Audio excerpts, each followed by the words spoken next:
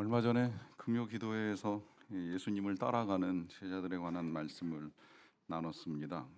우리 예수님께서 12제자를 부르시고 그들과 함께 가시는 말씀이었는데, 이 말씀을 나누면서 질문을 해봤어요. 우리는 예수님을 어떻게 따라가고 있는가? 김재철 목사님이 내가 너를 기뻐하노라 라고 하는 책에서 예수님을 믿는다는 것은, 이 믿음이라고 하는 것은 사변적인 것을 넘어서 고백적인 것이고, 또 고백적인 것을 넘어서 이제 따라가는 삶이다, 이렇게 정의를 하셨더라고요. 맞습니다. 생각만으로 믿는 것이 아니라 분명한 고백이 있어야 됩니다. 그래서 우리가 사도신경의 이 신앙 고백을 이제 중요하게 다뤄왔고요. 근데 그것만으로 이제 충분한 것이 아니라 이제 그 다음에 따라가는 삶이 뒷받침되어야 합니다. 문제는 이제 어떻게 따라가느냐라고 하는 것인데, 제가 이 말씀을 나누면서 그때 이제 그런 말씀을 드렸어요.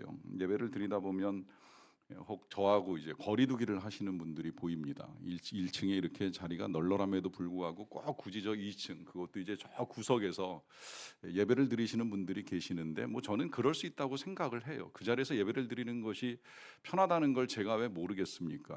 편한 걸 선택하고자 하는 건 인간의 본능이기도 하죠. 그러니까 뭐 그렇게 예배를 드리실 수는 있다고 생각을 하는데, 이제 다만 그 거리, 저하고 여러분들의 거리가 적어도 주님과 여러분들의 거리는 아니었으면 좋겠다. 어디에서 예배를 드리시든지 간에 주님과는 좀 가까우셨으면 좋겠다라고 하는 말씀을 드렸습니다. 근데 제가 예배를 드리고 그 말씀을 전하고 나서 놀라운 사실을 하나 발견하게 됐어요. 늘 2층에서 예배를 드리시던 몇몇 분이 이제 그 설교 후에, 그것도 그 금요 기도에 와서 이 말씀을 들으신 것이 아니라 나중에 이제 녹화된 영상 말씀을 들으시고 난 다음에 이 세 분이 내려오셨어요. 그것도 한 분이 들으시고 두 분한테 안 되겠다, 우리 내려가자, 이제 이 제안하신 걸 두 분이 받아들이셔가지고 두 분이 내려오셨습니다. 세 분이 같이 내려오셨는데, 뿐만 아니라 그 외에도 한 몇 분이 요새 2부 예배 보면 1층에 와서 예배를 드리시는 분들을 이제 제가 볼 수 있어요.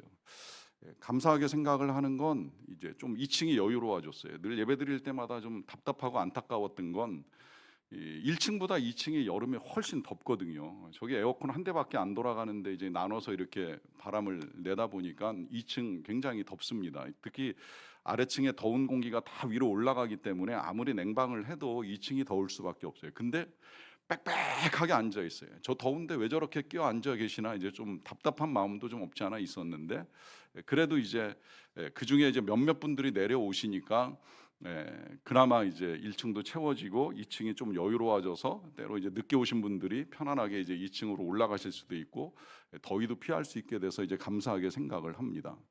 이런 말씀을 이제 나누다 보면 이제 가끔 질문하시는 분들이 계세요. 꼭 1층에서 드려야 돼요? 2층은 안 됩니까? 꼭 가까이 가야 돼요? 멀리서는 안 됩니까? 여러분, 안 된다는 말씀을 드리는 거 아니에요. 다시 말씀드리지만 저하고의 거리는 중요하지 않습니다. 다만 여러분들의 거리가 주님과 얼마나 가까운가, 이건 굉장히 중요한 문제입니다.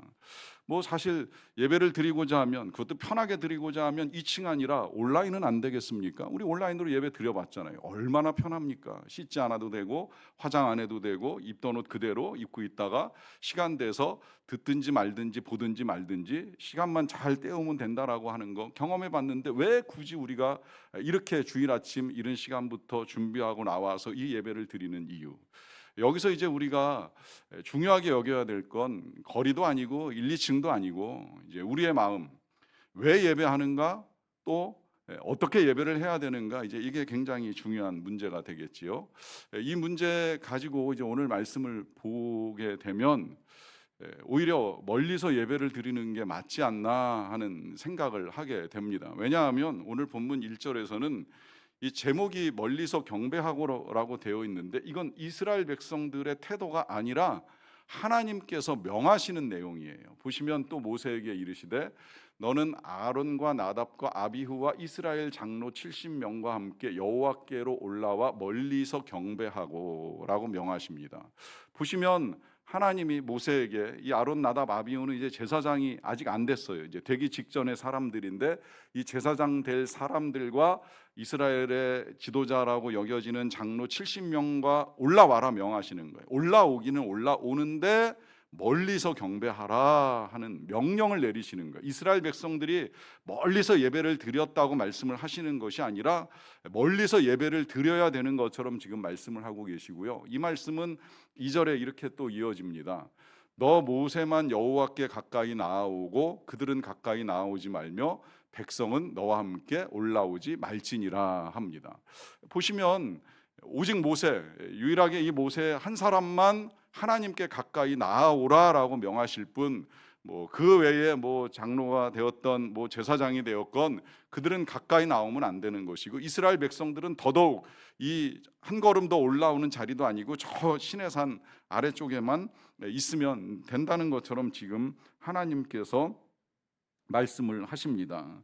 사실 이 말씀이 오늘 우리가 처음 보는 말씀 아니에요. 실은 다 기억하시겠지만 우리가 2년 전에 출애굽기 읽어오면서 이제 19장 십계명 직전에 있는 19장 말씀을 읽을 때도 이미 이제 보았던 비슷한 내용의 말씀이 있습니다. 그때도 하나님이 이렇게 말씀을 하셨어요. 19장 10절부터 읽어 나가면서 그냥 볼게요.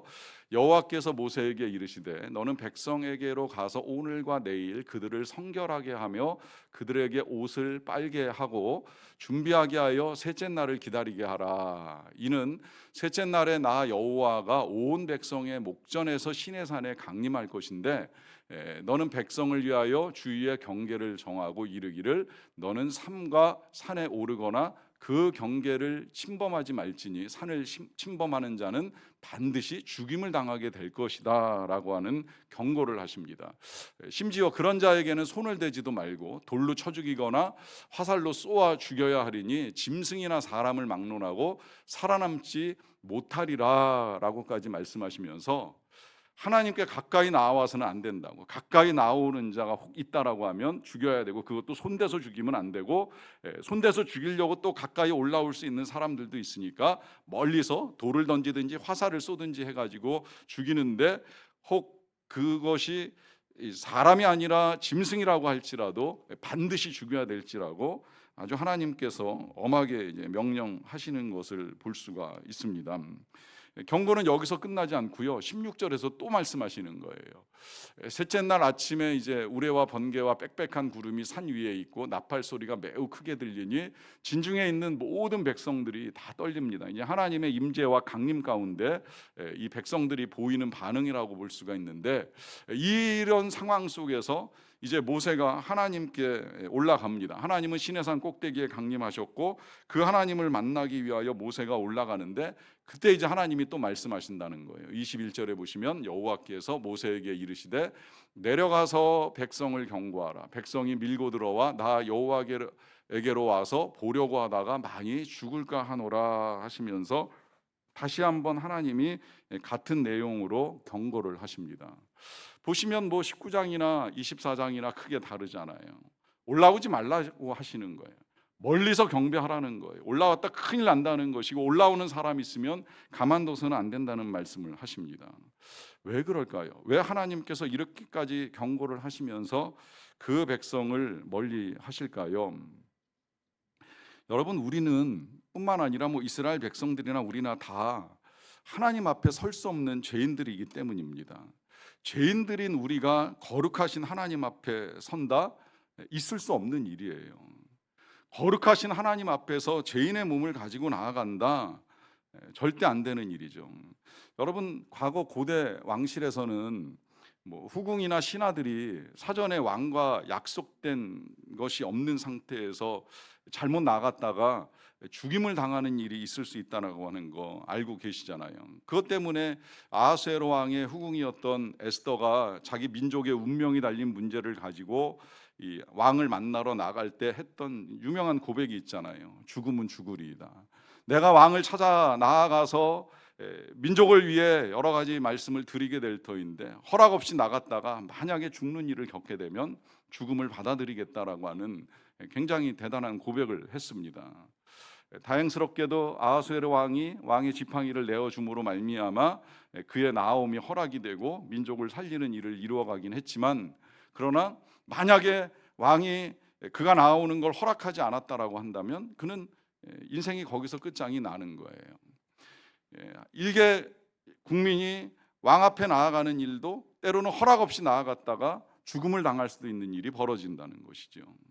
자, 그렇다고 한다면 만왕의 왕이신 하나님 앞에 우리가 나아간다. 그것도 죄인이 나아간다. 그 높고 거룩하신 분 앞에 하나님의 허락 없이 우리가 나아간다라고 하는 거, 원칙적으로는 안 되는 겁니다. 있을 수 없는 일입니다. 왜냐하면 하나님은 높으시고 한없이 높으시고 우리는 한없이 낮은 존재이기 때문입니다.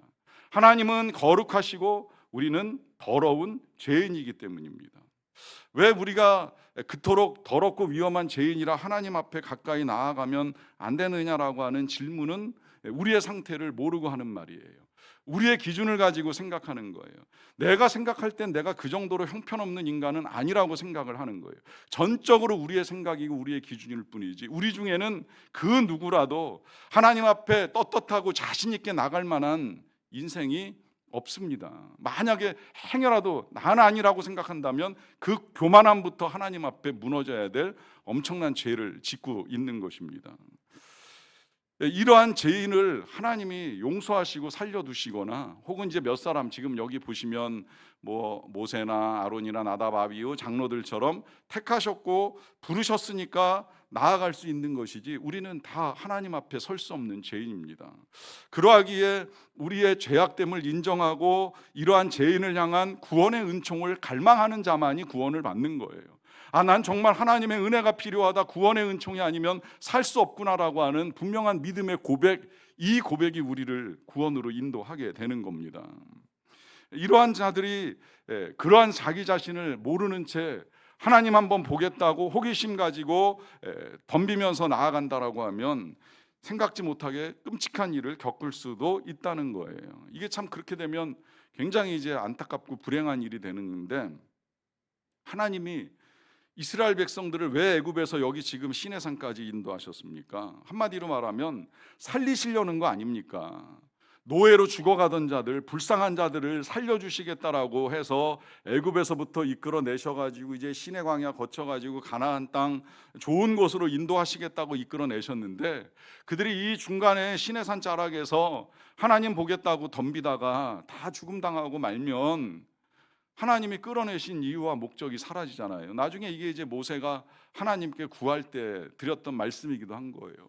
왜 구원해 내셨습니까? 살리시려고 구원하신 거 아닙니까?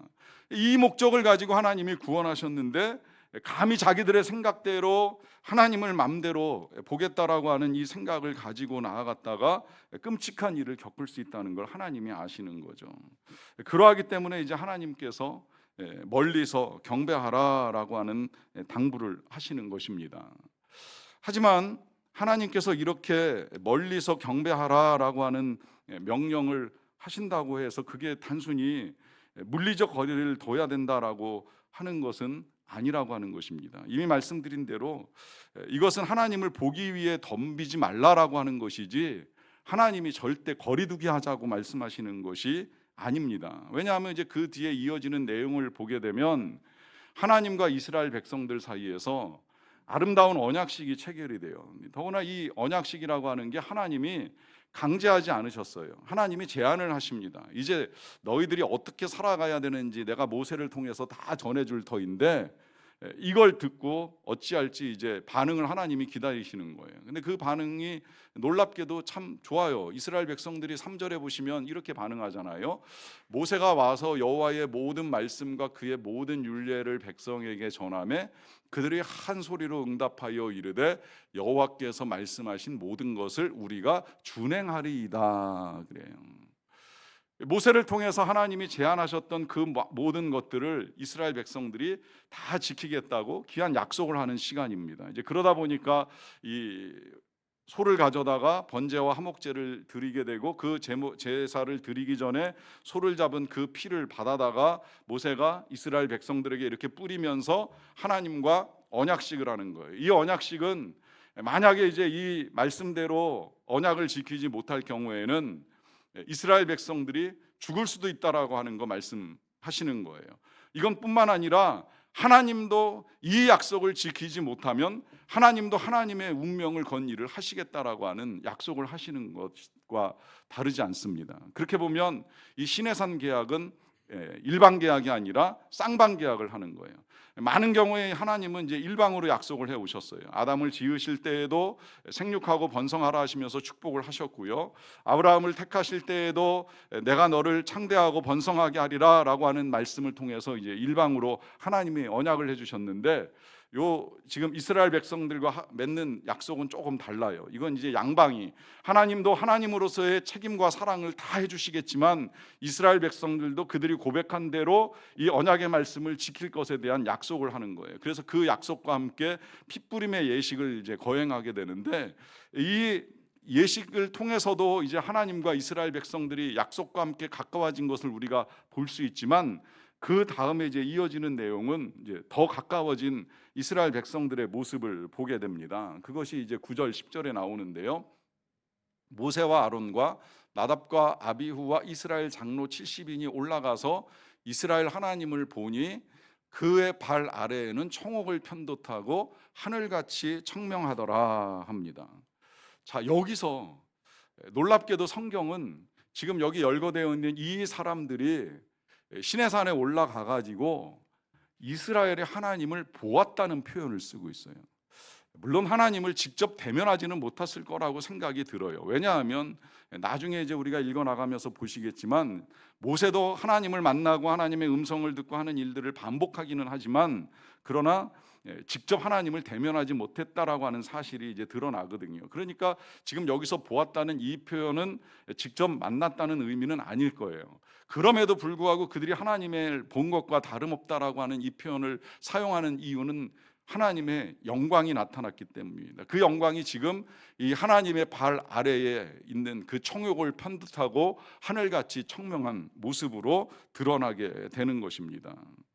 그러니까 지금 이 이스라엘 백성들은, 여기 이스라엘 백성들은 이 모세, 아론 이 사람들, 그리고 장로 70명이라고 할 수 있겠는데, 물론 이 사람들뿐만이 아니라 저 밑에 있는 이스라엘 백성들도 지금 이 시내산 자락에 강림하고 계시는 하나님의 영광의 일부분을 보기는 본 거예요. 그러니까 이제 두렵고 떨 수밖에 없는 반응을 그들이 보였던 것인데, 그 중에서도 이 시내산 중턱까지 올라와 있는 이 몇 명의 사람들은 더 가까이에서 하나님의 영광을 보는 은혜를 누리는 거예요. 그런 의미에서 보면 우리가 하나님께 부르심을 받았다, 택하심을 받았다, 이렇게 하나님께 나와 예배를 드릴 수 있다, 이거 굉장히 큰 은혜인 거예요. 왜냐하면 적어도 우리는 영광을 볼 수 있는 기회가 열려 있는 거예요. 하나님을 가까이 할 수 있는 기회가 열려 있는 거예요. 이 영광, 이 임재, 이 감격, 이 기쁨을 몰라서 예배하지 않는 수많은 사람들 가운데 하나님께서 오늘도 우리를 택하셔서 예배의 자리에 있게 하시고, 이 예배 가운데 하나님이 살아계시다는 사실을 알 수 있도록 우리에게 기도를 통해, 찬양을 통해, 말씀을 통해 알려주시는 이 놀라운 사실이 얼마나 감사한 일입니까? 우리 교회가 이번에 여름에도 이 슬로베니아 단기 선교를 준비하며 나아가는데요, 이 선교가 좀 특별합니다. 지금까지 선교하고 좀 많이 달라요. 지금까지는 선교팀들이 대개 이제 선교지에 가면 선교지 만나는 뭐 교인들이나 어린이들이나 이제 그들을 위해서 열심히 뭐 보여줄 거, 뭐 나눠줄 거, 여러 가지 이런 것들 이제 준비를 해서 가져가서 이제 보여주고 나눠주고 하는 사역을 이제 주로 감당을 했습니다. 근데 슬로베니아는 그런 거를 할 수 없는 나라예요. 이 선교가 그래서 어려운 거예요.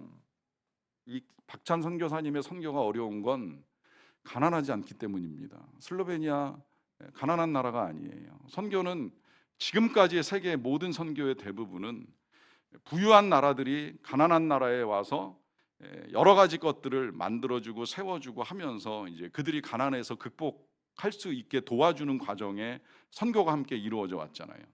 이게 뭐 큰 선교사님들뿐만이 아니라 단기로 가는 선교도 이제 그 맥락에서 우리보다는 이제 가난한 나라에 찾아가 가지고 여러 가지 것들을 도와주고 나눠주고 섬기면서 이 선교가 이루어지는 것인데, 슬로베니아는 그런 나라가 아닌데, 그러다 보니 이제 선교가 굉장히 힘든 거예요. 어떻게 보면 이게 더 이제 열악하고 힘든 상황이 되는 거예요. 부족한 게 없는데 복음을 받아들인다, 쉽지 않은 일이거든요. 그런 선교지에서 지금 이제 하나님의 부르심에 따라 우리 교회에 팀이 꾸려지고 선교팀이 나가게 됐는데, 선교사님이 요청하신 이 팀의 내용은 다른 어떤 것이 아니라 열방 가운데서 모독을 받으시는 하나님께 예배할 팀을 보내달라. 이것이 그분이 하나님께로 받은 이 기도의 제목이고, 그 기도의 제목에 이제 우리 교회에서 팀이 꾸려져서 예배팀이 나가게 된 거예요. 그러다 보니까 이 예배팀이 선교를 준비하면서 하나님이 주신 마음을 따라서 어떻게 이 선교를 준비해 나가나 봤더니, 토요일마다 뭐 보여주고 나눠주고 할 게 없으니까 토요일마다 모여서 예배를 드리는 것으로 선교를 준비합니다. 여기서만 그치는 것이 아니라 이제 주일마다, 오늘 보셨겠지만 오늘 우리 교회 최연소 여자 집사님이 대표로 기도를 하셨어요. 그 땅 가운데서 예배하게 될 이 일을 지금 한 분 한 분 이제 7월 첫 주부터 이 예배 시간에 올라와서 대표 기도하는 것으로 준비하며 나아가는 거예요. 뭐 뿐만 아니라 이제 나중에는 금요 기도회 때 찬양 팀으로서도 선교를 준비하겠다라고 하는 이야기까지 전해 들었어요. 이건 제가 하라 이제 말씀드린 것이 아니라 팀 내에서 결정되고 이제 하나씩 하나씩 해나가는 작업들입니다. 저는 이 작업들이 진행되는 걸 보면서 참 힘든 선택을 했구나라고 하는 생각을 합니다. 왜냐하면 여러분, 이 자리에 올라와서 기도하는 거 많은 분들이 어렵게 생각을 합니다. 제가 오늘도 그 이야기를 했어요. 매주일 올라오는 저도 힘이 들어요. 그런데 어쩌다 한번 올라와서 기도 한번 하려고 하면 얼마나 힘이 들겠어요. 그러니까 다들 기도하시겠어요? 찾아보면 그건 못하겠다고 하시는 분들 생각보다 많거든요. 뭐 내가 교회에서 이 봉사도 하고 저 봉사도 하겠지만 대표 기도는 어렵습니다, 이렇게 거절하시는 분 적지 않아요. 그런데 왜 이 어려운 선택을 하고 여기 와서 기도를 하고 또 그걸 준비해서 선교지에 나아가서 선교하는 사역까지 감당하려고 하겠습니까? 이런 과정들이 아니면 하나님의 영광을 볼 수가 없거든요. 또 역으로 이런 과정들을 통해서 우리가 하나님의 영광을 경험하게 되는 거예요. 하나님의 영광 굉장히 귀한 것이라고 우리도 신비감을 가지고 기대하고는 있지만, 그 영광을 위하여 필요한 고난이 있을 수 있고 과정이 필요하다라고 하는 사실은 무시한 채 영광만을 기대할 수는 없다라고 하는 것이죠. 그래서 그 영광의 자리에 나오는 이스라엘 백성들을 위해서 하나님이 몸을 씻고 준비해라, 3일을 기다려라, 기다리고 난 이후에도 멀리서 하나님을 경배해야 된다라고 하는 말씀을 하십니다. 그러는 가운데에 가까이 나오는 자들이 경험하는 이 부분, 여러분 좀 눈여겨보셔야 돼요. 그들은 정말 가까이에서 청옥같이 파란 하늘 속에 하나님의 영광이 비치는 걸 본 거예요. 여기서만 그친 것이 아닙니다. 여러분 그 뒤에 11절을 보세요. 하나님이 이스라엘 자손들의 존귀한 자들에게 손을 대지 아니하셨고 그들은 하나님을 뵙고 먹고 마셨더라 합니다. 자, 가까이 나온 자들 하나님이 손대지 않으셨어요. 아론, 나답, 아비후. 이 참 안타까운 건 나답, 아비후가 여기서 하나님을 경험하는데 나중에 하나님을 우습게 여기다가 제사장직 제대로 감당도 못하고 세상을 떠나는 불행을 겪게 됩니다. 이때까지만 해도 그들은 하나님이 손을 대지 아니하셨고 오히려 하나님을 만나고 먹고 마시는 은혜를 누리게 된 거예요. 여기에 이제 하나님께서 그들을 부르시는 이유가 나오는 것이지요. 그것은 하나님을 만나고 먹고 마시는 겁니다. 이 부분을 김서택 목사님이 위대한 언약이라고 하는 책에서 이렇게 우리에게 설명을 더해 주시더라고요. 하나님이 우리를 택하신 목적은 이 위대하고 영광스러운 교제에 있습니다. 사람들 중에는 이 세상에 있으면서도 이 영광의 교제를 맛본 사람들이 많이 있습니다. 어느 날 갑자기 하나님의 영광이 그를 사로잡아서 말로 표현할 수 없는 체험을 하게 하시고 그로 하여금 하늘의 영광을 맛보게 하신 일들이 있습니다. 우리의 구원의 목적은 영광의 교제입니다. 하나님과 영광의 교제 안에 들어가는 것입니다. 여러분, 왜 우리에게 구원이 필요합니까? 구원이 필요한 목적이 무엇입니까? 더 나아가서 우리가 예배를 드리는 목적이 무엇입니까? 이 모든 것들은 다 영광의 교제에 있다는 거예요. 하나님을 뵙고 먹고 마시는 데 있다는 거예요. 이걸 여러분 또 그냥 주일날 예배 드리고 밥 먹는 걸로 오해하지 마세요. 실제로 하나님과 깊은 교제, 그 교제 가운데 하나님의 영광을 보는 것이 우리를 부르신 목적이라고 말씀을 드리는 거예요. 근데 이 구원의 목적은 잃어버린 채, 이 영광의 교제는 구하지 아니한 채 우리가 이 땅의 것들만을 생각하며 살아가다 보니까 결국은 언약이 깨지는 거잖아요. 그 깨진 언약, 하나님과 깨진 언약에 대한 책임을 누가 져야 되는 거예요? 우리가 져야 되는 거거든요. 근데 놀랍게도 하나님이 지시기 위해 하나님의 아들 예수님이 이 땅에 오신 거예요. 그래서 우리 예수님이 이 땅에서 가장 많이 하신 게 뭐예요? 이 땅에 계시는 동안에 가장 많이 하신 거, 이번에 서울 장로회 신학교 김호경 교수님이 쓴 예수의 식탁 이야기라고 하는 책에서 보면 그분이 복음서를 읽어나갈 때 제일 많이 보게 된 건, 우리 예수님이 이 땅에서 제일 많이 하신 건 사람들과 밥 먹은 것이다, 이렇게 말씀하시더라고요. 근데 성경 읽어나가 보다 보면 실제로 예수님이 세리, 죄인, 창녀들 같이 먹고 마시기를 즐기는 사람이라고 하는 평을 받을 만큼 먹는 시간을 많이 가집니다. 그러다 보니까 이제 그 김호경 교수님 해석에는 마치 예수님은 우리에게 밥은 먹었니? 밥은 먹고 사니? 이렇게 물어보시는 것 같다는 거예요. 근데 이게 그냥 단순히 제가 봤을 때 그분도 그런 말씀을 하시지만 밥 먹고 사니 정도의 질문이 아닌 거예요. 나랑 같이 먹을래? 함께 먹는 기쁨, 함께 먹는 영광을 누리지 않겠니? 주님이 초대하시는 거예요. 그 초대를 거부하는 자들에게 주님이 지금도 문 밖에서 그 문을 두드리시면서 마음을 좀 열 수 없겠니? 내가 들어가서 너랑 먹고 너는 나와 같이 먹을 수 없겠니라고 말씀을 하시는 거예요. 깨어진 언약 가운데 살아가는 하나님의 백성들을 향한 하나님의 간절한 호소가 우리 만문 밖에 예수님을 통해 우리에게 오고 있는 거예요. 그래서 이 언약을 지키지 못하는 자들을 위하여 주님이 대신 피 흘리심을 통해, 그 죽으심을 통해 약속의 값을 치르시는 거예요. 근데 왜 그 값을 치르셨겠습니까? 왜 예수님이 핏값을 치르시면서 십자가에서 죽으셨겠습니까? 다시 우리로 하여금 영광의 자리로 초대하시기 위한 거예요. 우리를 부르신 궁극적인 목적입니다. 오늘 이 아침에 이 예배의 자리에 하나님의 백성으로 우리를 부르신 목적, 같이 먹지 않겠니? 같이 하지 않겠니?